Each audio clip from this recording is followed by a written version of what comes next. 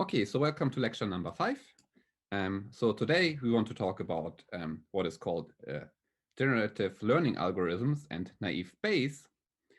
And this will be a little bit different to what we did before on logistic and linear regression. So they were quite similar because to train these models, we saw that we can, in both cases, we can use this gradient descent. But here in this case, we will see that this will work a little bit differently. So we will not have some algorithm which approaches our goal step by step. There will be just some formula in the end we can use to train our model using the training data. Okay, so where are we? So this is again the overview. Still today we are in this section here, so we still will talk about supervised learning. And this naive Bayes is one example of for classification. And also maybe next week we would do support vector machines, which will also still be in this class here. Before maybe next week we will go into this unsupervised world. Okay, so so first let's recall some notation we will use a lot today. So we will use a lot of notations from probability theory. And what we already used in the case of logistic regression was this notation here from conditional probability.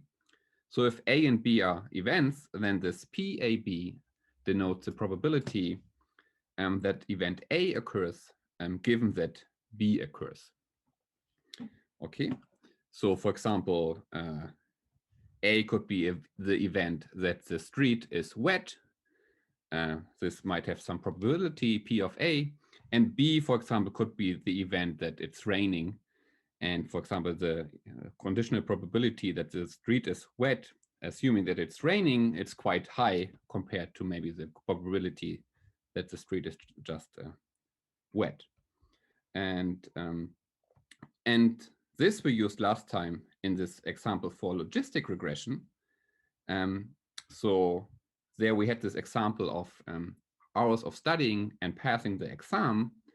So the label was passing the exams. So this was either 0 or 1.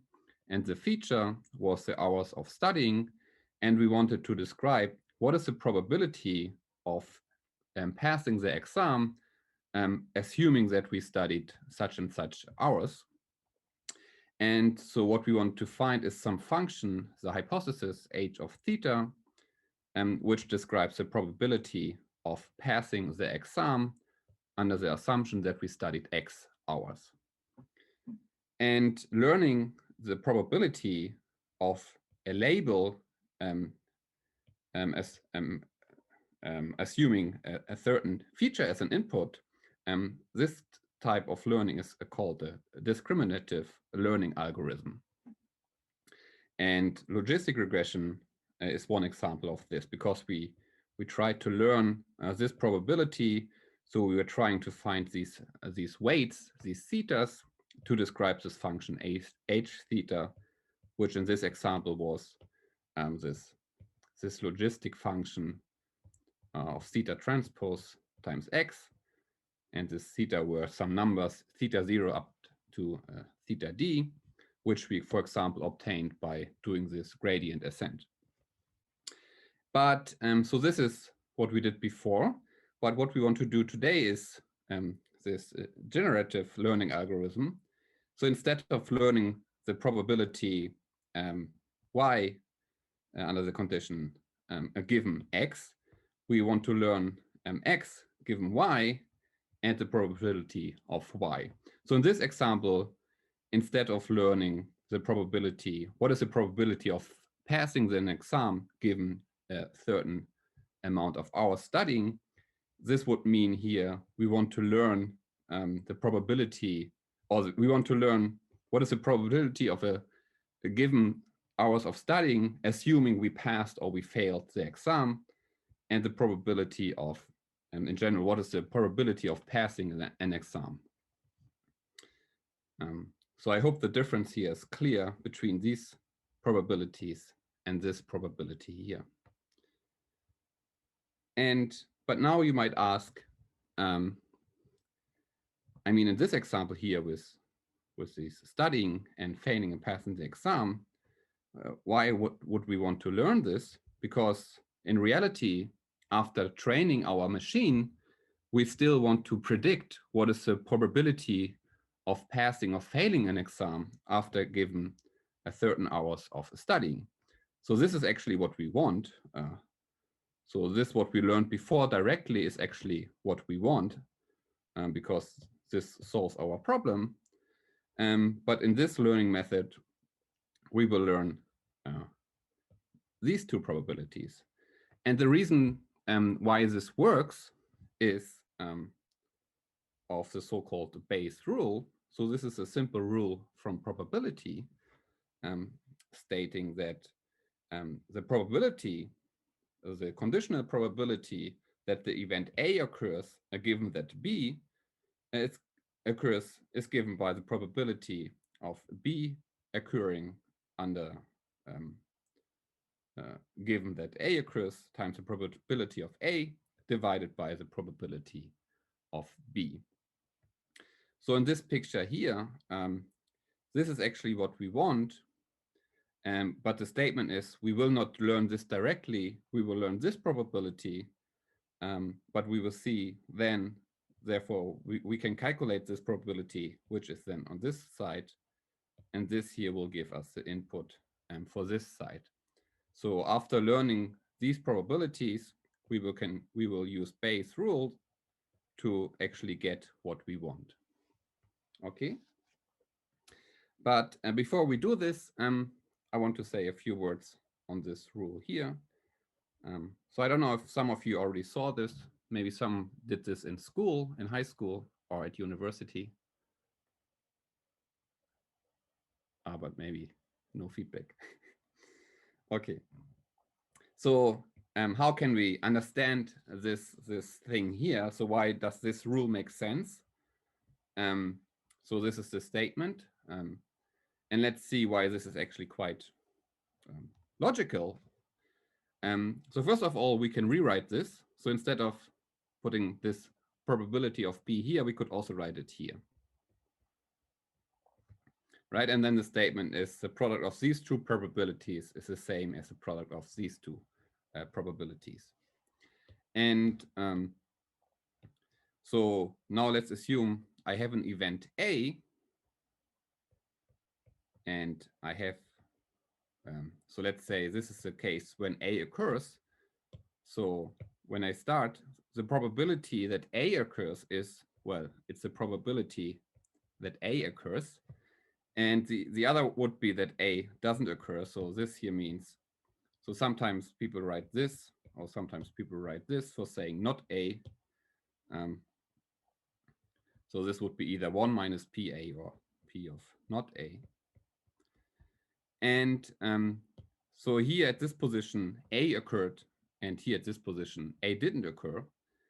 And now from this state here, what I want is that A and B, so this here means and.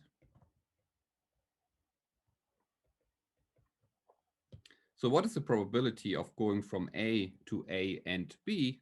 Well, this is exactly the conditional probability that B occurs under the assumption that A occurred.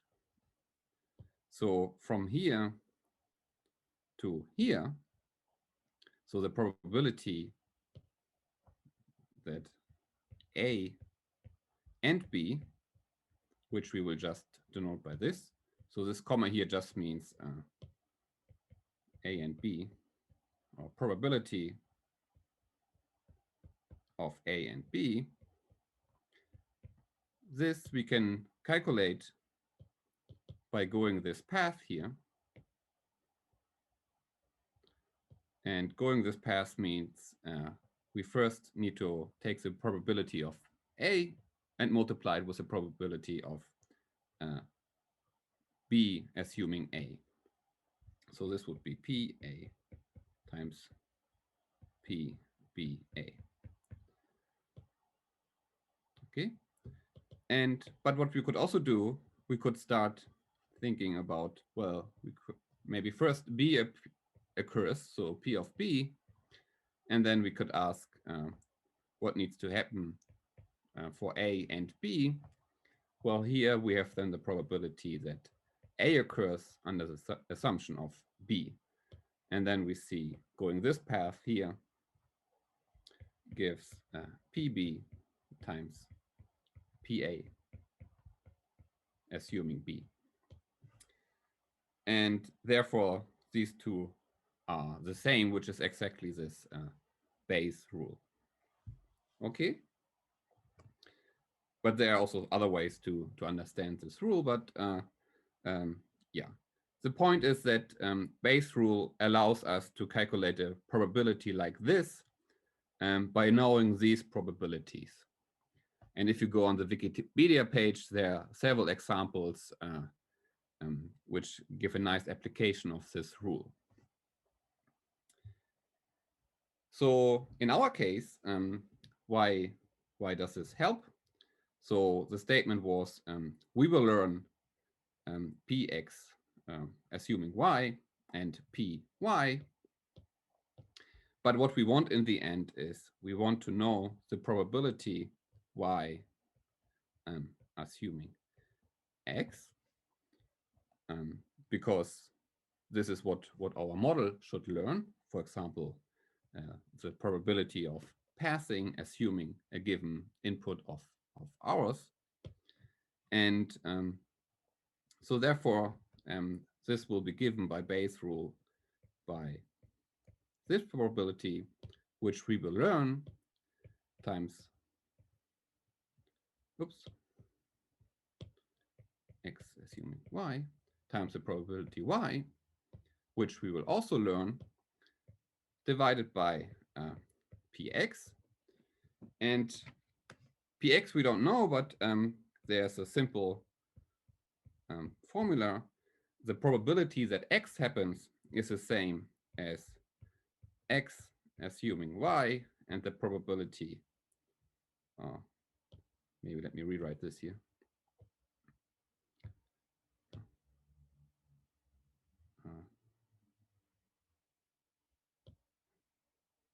Yeah, hold on.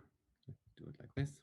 So the probability that y occurred plus the probability of x under the assumption that y did not occur, and times the probability of y did not occur.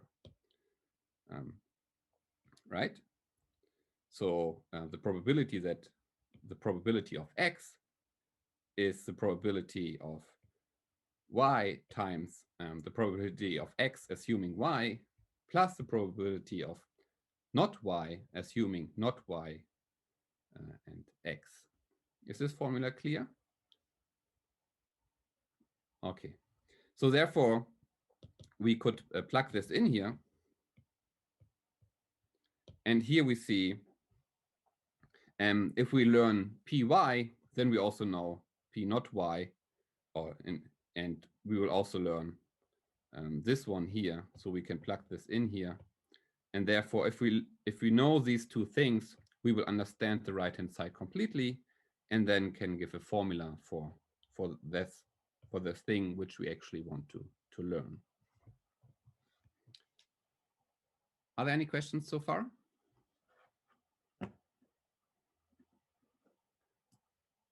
I saw we decreased from 19 to 18 instead of increasing. Okay. So, and now, so this was somehow the introduction, but now this word naive, Bayes, so we will use this Bayes rule, but what is this naive here? And for this, we will do an explicit example. So one way where we can use this algorithm which we want to introduce is, for example, for a spam filter. And a spam filter is a classification problem where the feature is an email given by some text, and the label will be either it's a spam or it's not spam. So the label space will be, again, as in the logistic regression. Oh, so there's a question. Let's go back. So the question is, for the significance, why are we interested in this thing here? Well, we will always be interested in, um, so for example, in our example with this, our studied and passed or failing an exam, we want to learn a prediction. If I give you hours I studied, then this algorithm should tell me after training what my probability is of failing or passing the exam. And this here is exactly the probability of passing or failing the exam under a given feature. So in our email example, what we want to know is, if I look at an email, meaning I look at a feature, what is the probability that this email is spam or not spam? So we are really interested in this thing here. Given an email, what is the probability that this is spam and not spam? So this is really why we are interested in this here.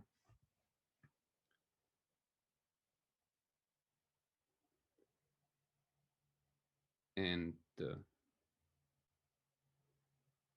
yeah, and another question here, why can we calculate this by knowing this? So here, I mean, we will understand this probability here completely. So no matter what y is, so in our case, this y will be either 0 or y equals 1. So maybe what I should have written here is, for example, we want to learn this here, and here p y equals 1, and here instead of not y, this will be y equals 0 and py equals 0. So by learning this, I mean we will know what pxy equals 1 is, and we will also know what px y equals 0 is. So we can understand this, and we can understand this. So I hope this helps.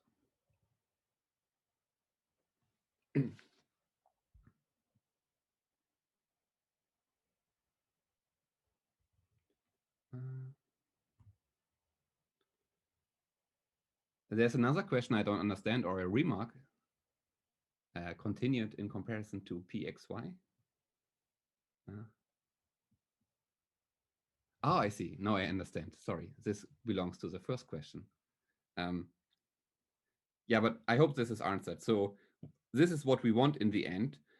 So for example, we will learn this, but this pxy, but actually this is not what we are interested in. So for example, in this spam example, well, there it's hard to explain, but maybe in the study example, I don't want to know, assuming I passed the exam, what are my rough hours I studied. So I don't want to get the probability of for example, of I studied 15 hours, assuming I failed or I passed the exam. So what I'm really interested in is this probability here. And maybe in the email example, this is clearer. I want to know what's the probability of something being spam or not spam. Okay. So now let's go to this example. So the label is spam or not spam. So really it's our y will be either 0 or 1. And the feature will be an email. But an email, we need to ask ourselves, what is this x here? So to work with something, we need to bring it into mathematical terms. And there are a lot of different ways to do this. And maybe the way we will do is maybe not the most efficient, but maybe the most easiest at the beginning. So what is an email? An email is a collection of words. And so how do I describe an email?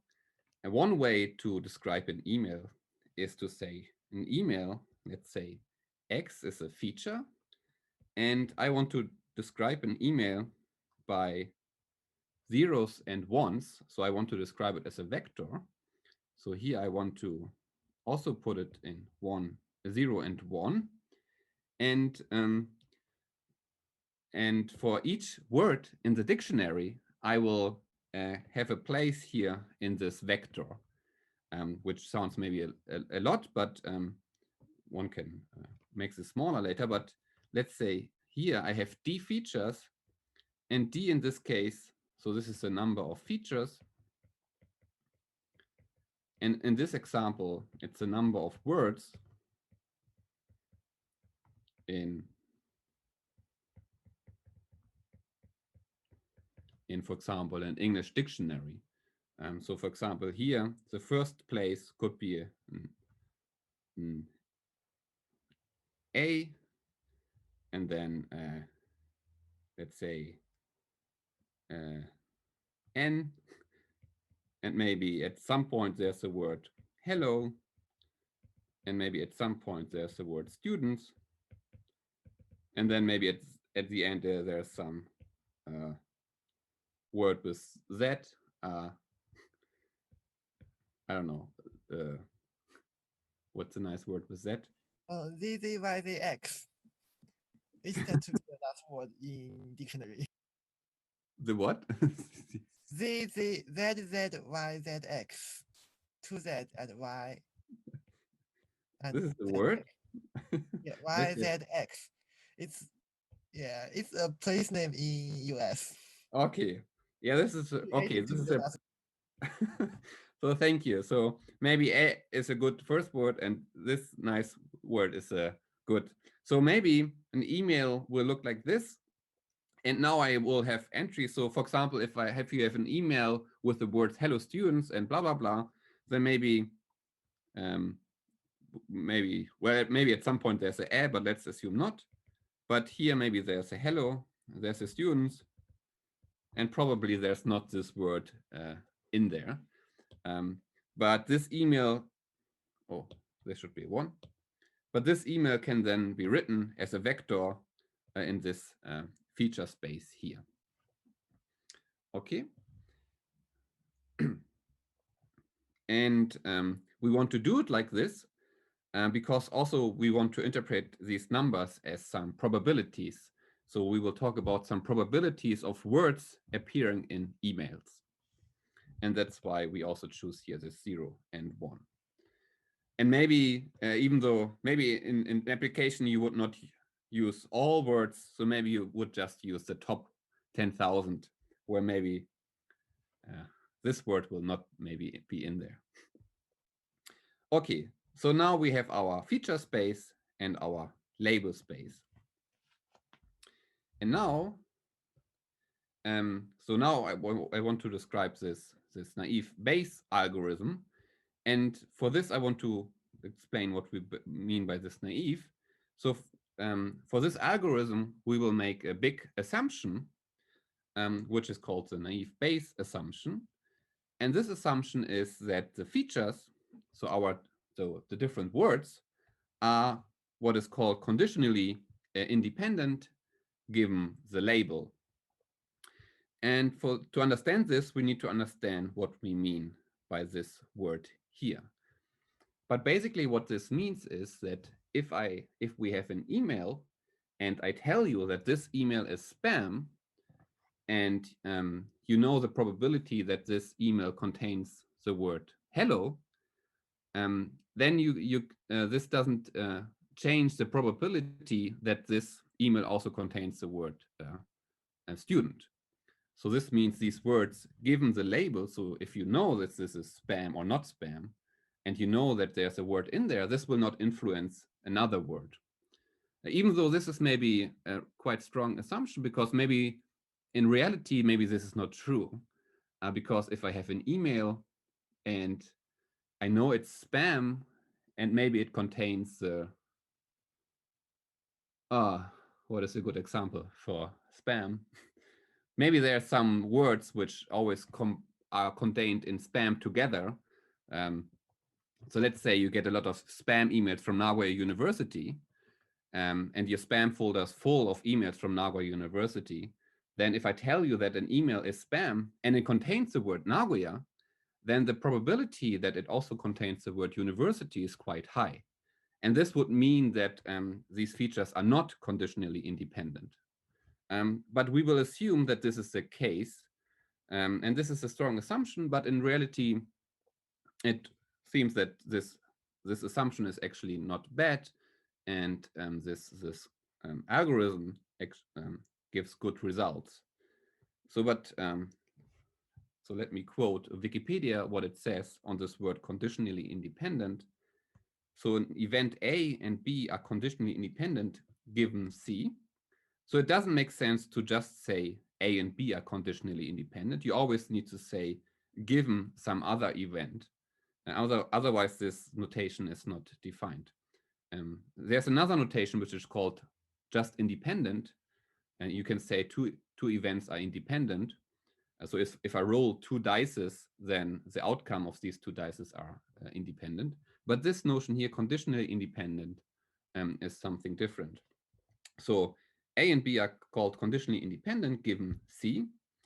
If the knowledge that C occurs, for example, something is a spam, and the knowledge of whether A occurs, this doesn't give an additional information on the likelihood of B.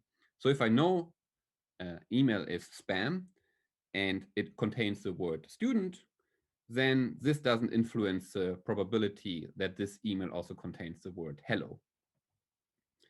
And also the other way around. And this is an assumption we will do in the following. And then we might ask, what mathematical implication does this have? So, so if I have two labels, I had two features, sorry. So if I have two features which are conditionally independent, given y, then this means that the probability of the first one given y is the same as this given y and x.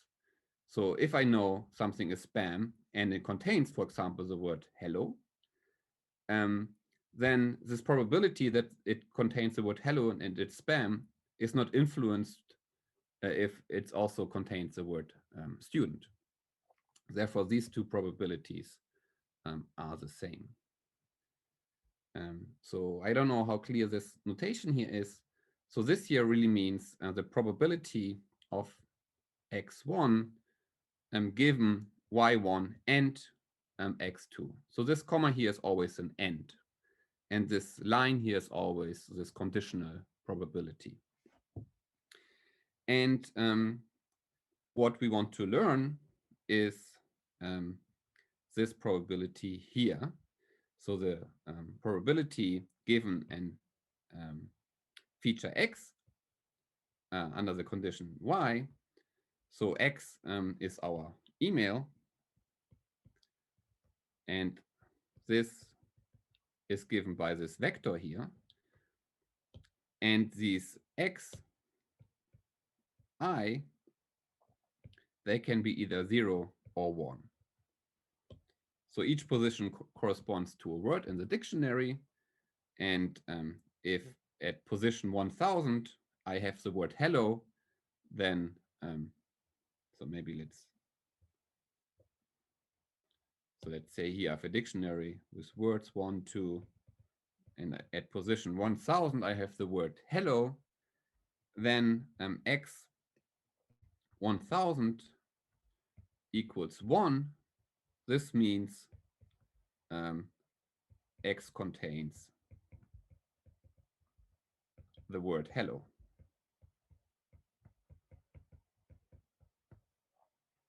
Okay, so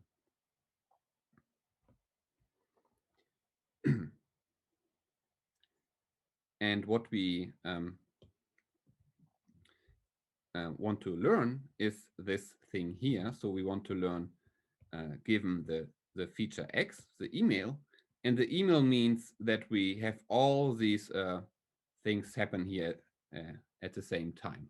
So for example, in our example with hello students, we have that x1 is 0, so was not there, everything is 0, and then x1000 is 1, and then maybe the x, I don't know, for the student 20,000 is 1, and then xd is 0. So this email is given by this event here, that this is 1, and the rest is 0. And we want to learn the probability of this email under the knowledge if this y is spam or not. Okay.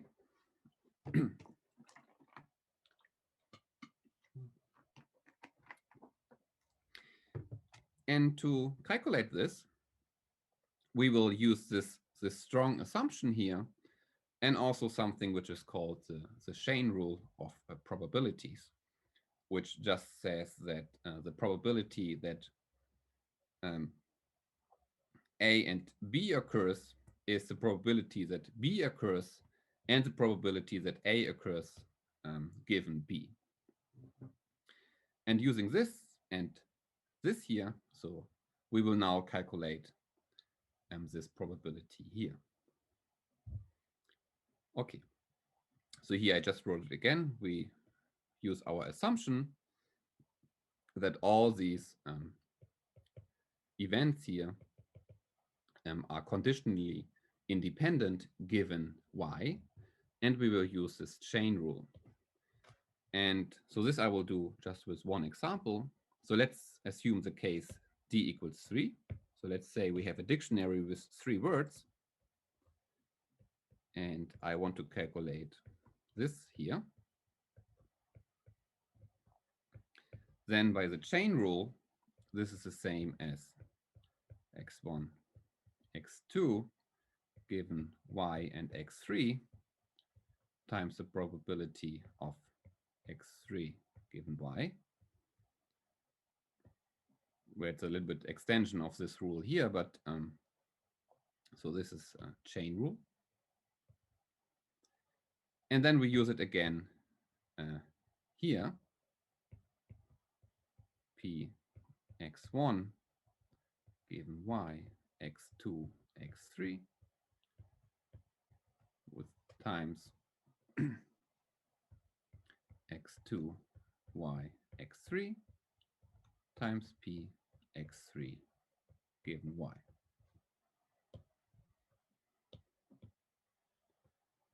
So this is also, maybe use different colors. This is both given by the chain rule.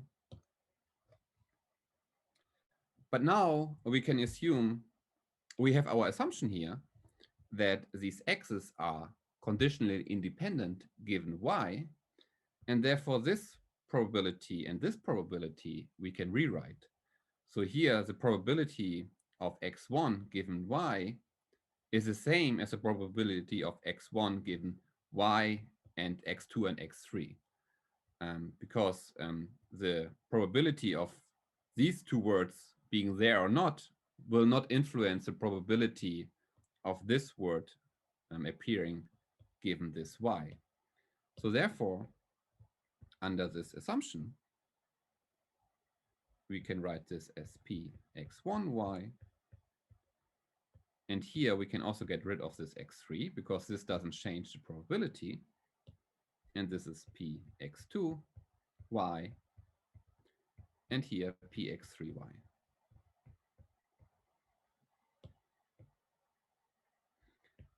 And therefore, in this case, it's just a product of these conditional probabilities. And in general, so I can write it like this. I think I use an I here. From 1 to d p xi given y. And this works in general. So we will use this chain rule d minus 1 times, and then we use this assumption. So this probability here in the end is just the product of these probabilities. So again, when speaking about emails and spam, the probability that given I have an email which is spam, that this contains these words is just given by the products of the probabilities that given an email which is spam contains xi's. Okay. Are there any questions so far?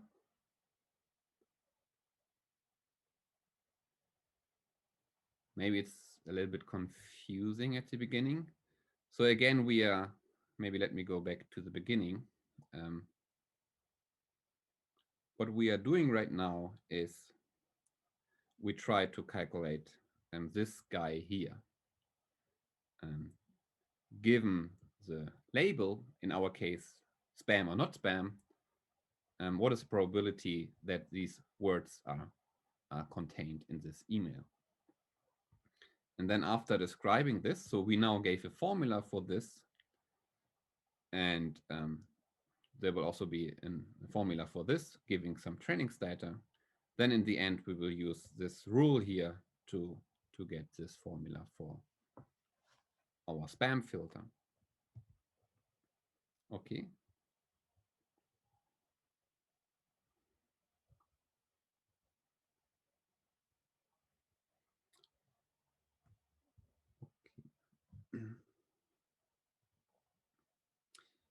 So now what we want to do is in the logistic regression case, we had these thetas. So after getting some training data, we needed to train our model and save some data, namely this theta. And then this theta we could use to construct our hypothesis. And this hypothesis was then used to predict for new incoming data, is this passing or failing the exam in our exam example. So here we will also need, given some training data, we will need to save some weights. And in this case here, so this here is just a formula I wrote before. So this is what we did here. So this was also pxy. This was given here, because in this example, x was x1, x2, x3. And the email was just the occurrences of these three words, or the probability of all these three events appearing. And so the formula we derived before is just this here, because this we will use now. And now the things we want to learn, and which we then later use for our prediction, are these things here. So what we want to learn, so let me go back to the beginning. So this here is what we want to learn. And maybe it's even better to here. So we want to learn these things here. So we want to understand the probability of a word appearing under this, or an email appearing under the assumption that it's spam. And we want to know the probability of an email under the assumption it's not spam. And we want to understand this py here, the probability that in any email is spam or not spam. And so these are the probabilities we want to understand, and this is what we want to train. And so in this slide here, I just give them names. So for each word, so this is what we want to learn, but we learned in the slide before that this probability of an email the probability of an email under the assumption that it's spam is just given by the product of these probabilities of a word, or this should be an I here.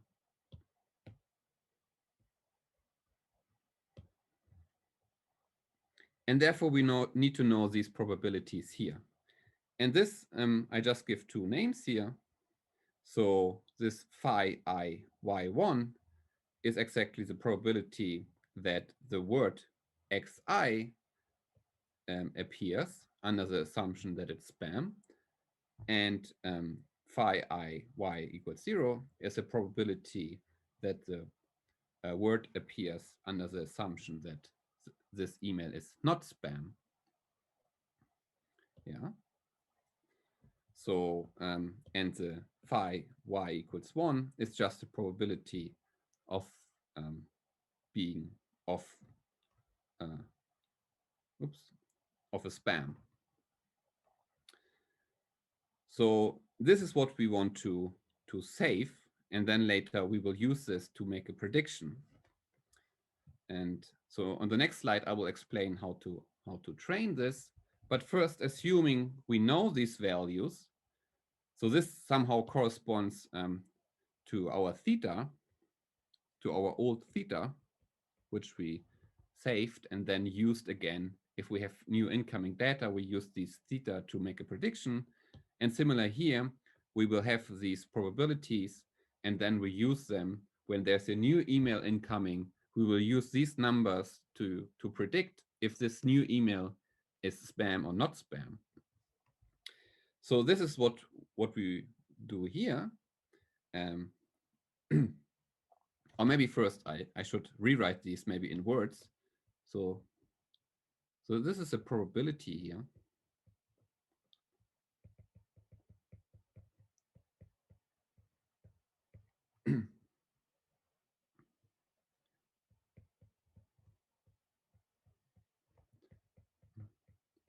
So this is a probability that the word xi appears in a spam email.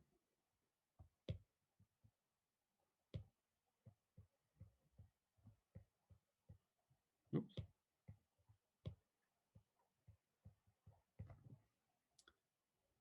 And this one here is a probability that this word appears in a non-spam email. Right? So for example, the word buy maybe has a higher probability to appear in a spam email, and maybe the word, I don't know, Henrik Bachmann has a quite low probability of appearing in a spam email.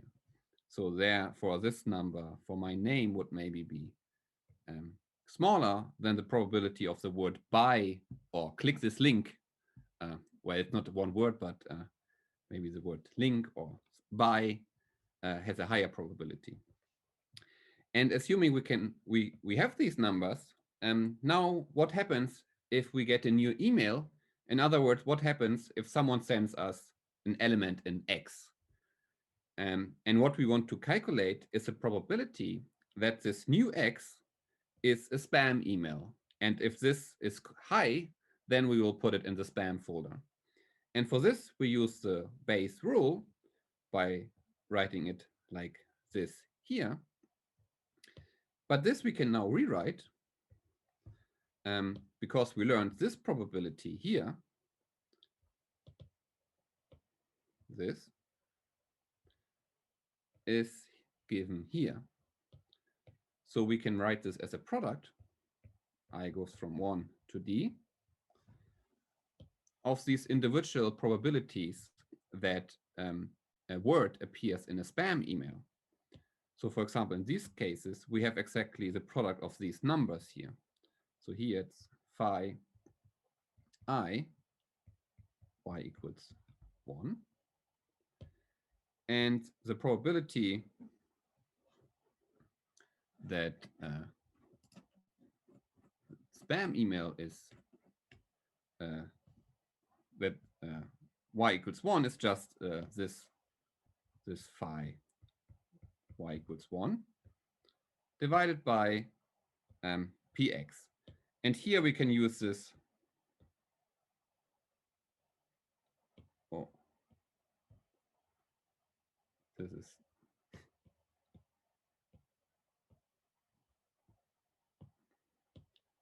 here's an error.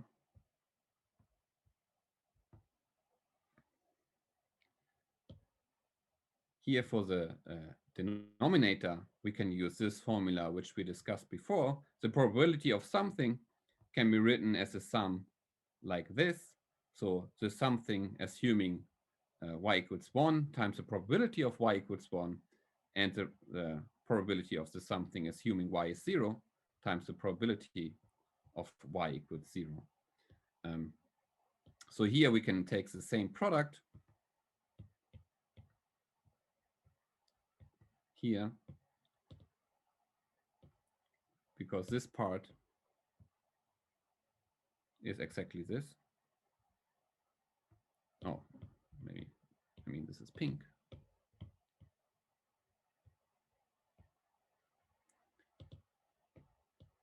And this part here is this.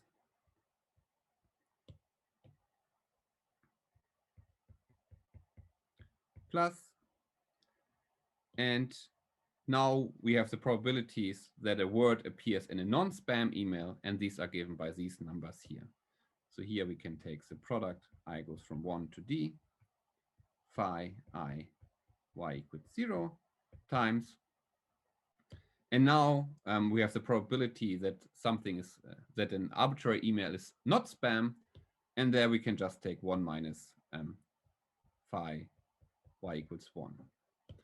Because if I know the probability of something being spam email is this probability here, then 1 minus this gives the probability of something not being spam. So the statement of this here is that if we know these numbers, which we will derive in the next slide, if we know these numbers, then if someone sends us a new email, then we can use this formula to calculate the probability that this new email is spam. And then we can decide if we would delete it or not. Okay. Are there questions on these things?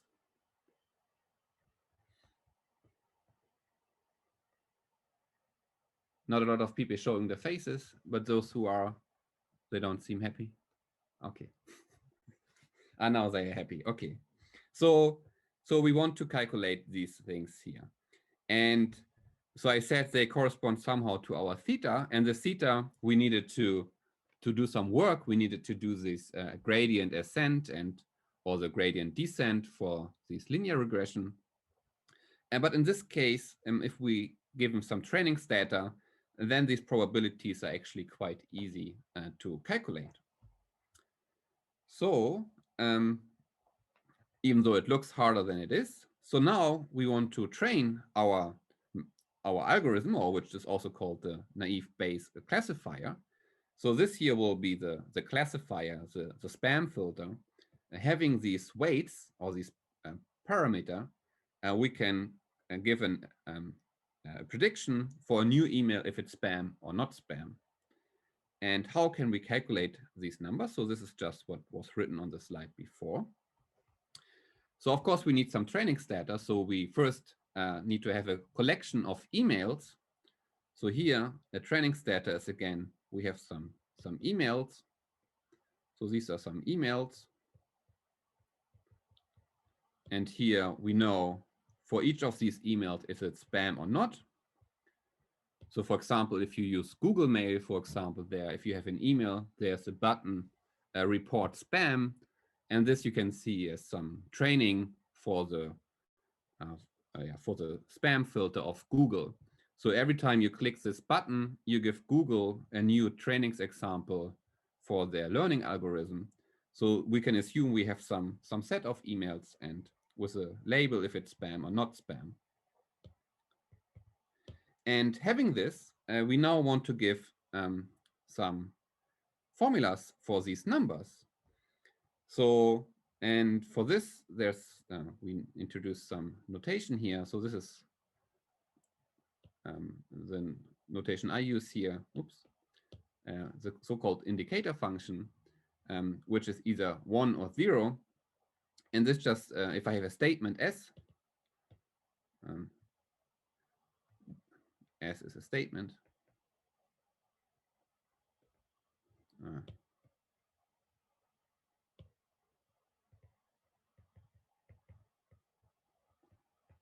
Then this is either 1 or 0. For example, I of 1 plus 1 equals 3. This would be 0 because this statement is wrong. And this is just a notation we can use to write down things easier. So, but now let's try to give a formula for this thing here. So we have some training set, and now we want to give the probability that the word xi appears in a spam email. And therefore we need to look at all spam emails, and we need to count how often, in how many of these emails does the word xi appear. And then we can give an estimation for this probability, right?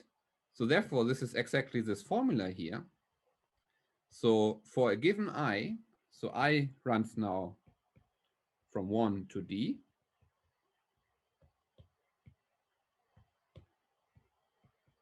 And remember, d is the number of words in dictionary, or the number of features. So for each I, we can now take the sum over our training set and count the emails which are spam and which also contain this word xi.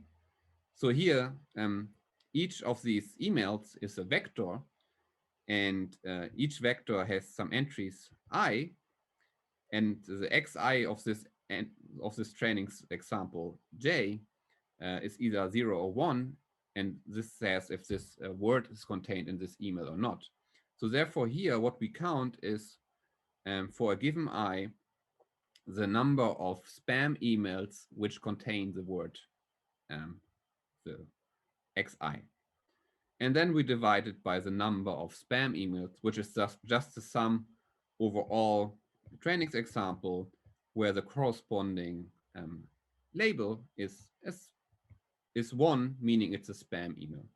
So here it's really exactly this probability where we calculate the probability for a given word that it's contained in a spam email.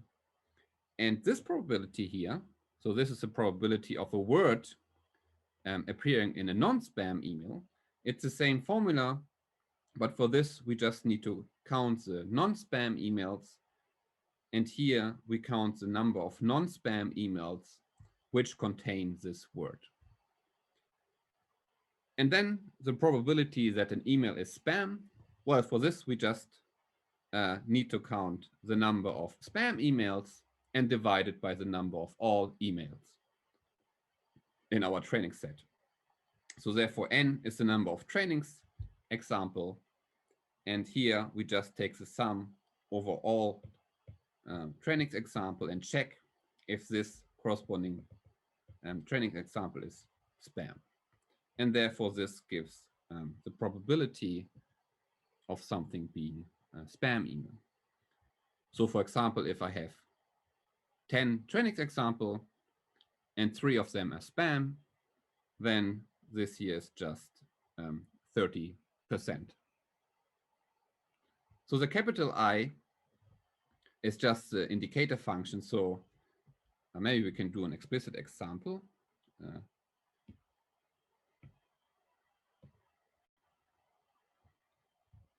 So let's do an example.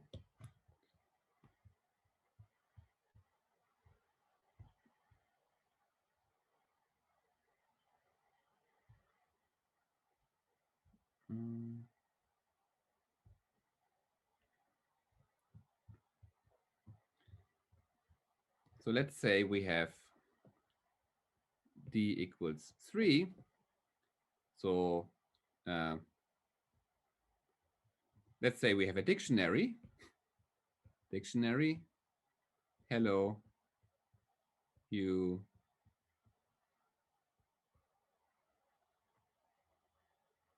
and there. And so now let's say I have an email. So let's do a trainings example. And the first trainings example, I have the email 101 and 0. So this trainings example means the email, hello there,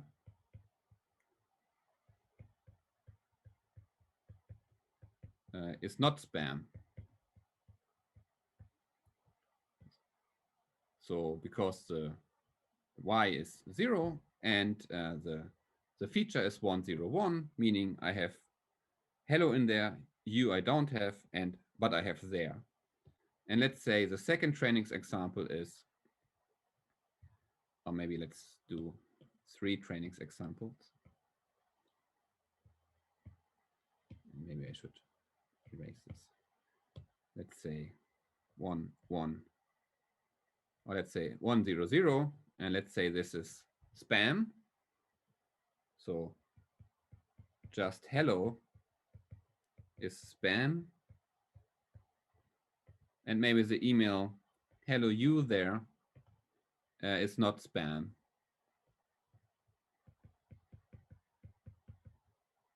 Oops, hello you there.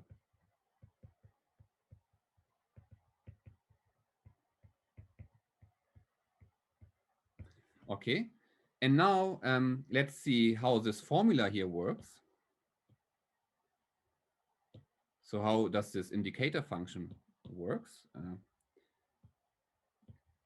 So for example, we want to calculate phi 1 y equals 1. So what was the phi 1? Maybe also copy this one here.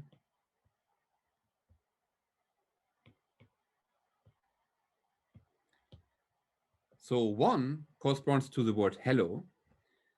And therefore, this phi 1 y equals 1 is a probability that the word hello appears in a spam email. And therefore, we need to look at all spam emails and see in how many of them the word hello appears.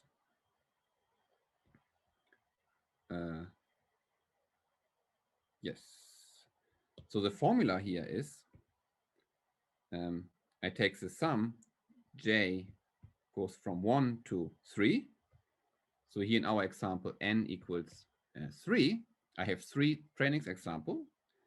And then I take I, x1 of this trainings example is 1. And the corresponding label is 1. And here I take the sum, j goes from 1 to n. And I, this is 1.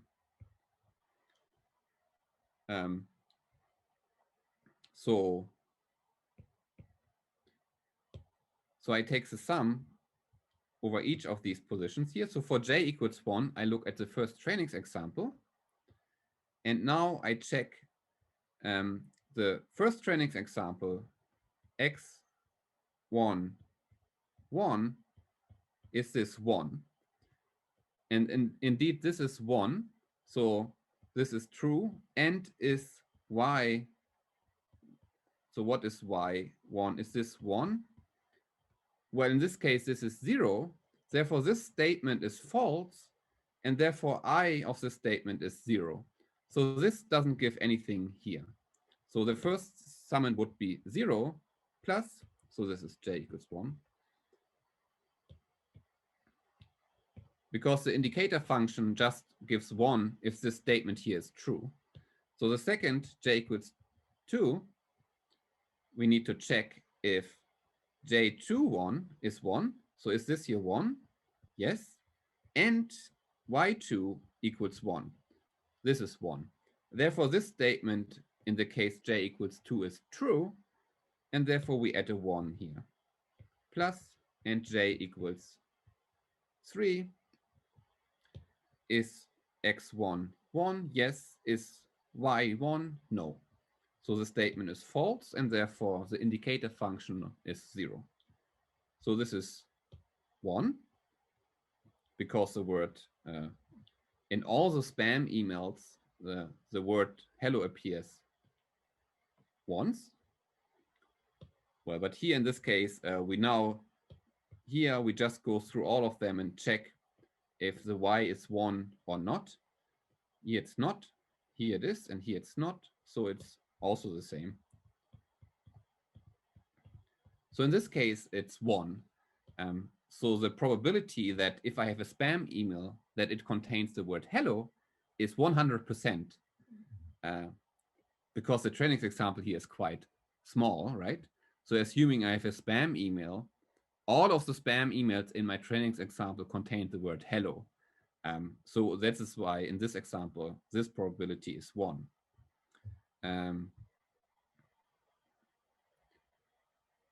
Maybe a more interesting example would be to see what is phi 2y equals 0.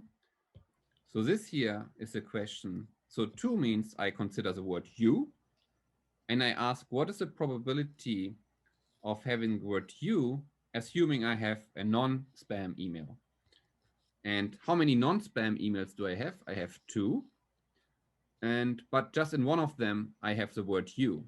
So in this case, the probability would be 1/2. And for example, what is the y? Y equals 1.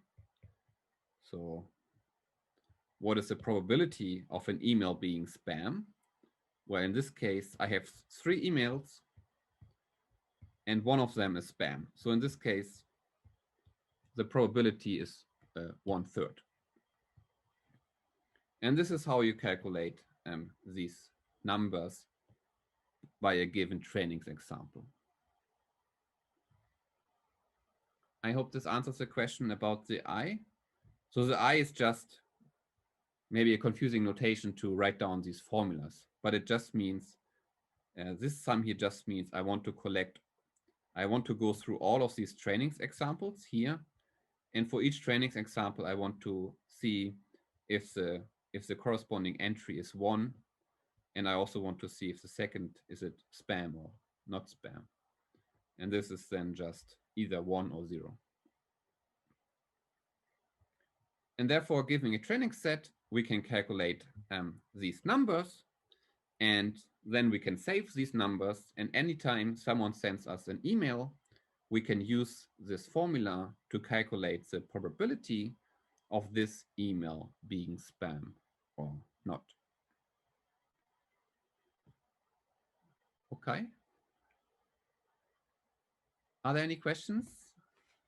So, I mean, this is now the really rough version of this naive Bayes, but I hope the main idea behind this became clear. So I didn't include code today, but maybe this is something you can try by yourself to maybe make a dictionary with a few words, and then create some training set and try to calculate these numbers, and then write yourself an email in this dictionary and sees what your algorithm decides if this is spam or not spam. Okay. And this is basically all for today. So next time I want to talk about, so next time will be maybe longer. So there I want to talk about this support vector machines, which will be again a little bit more linear algebra and maybe also some calculus. And today was purely probability. So maybe I will stop recording and then you can scream your questions if you have some.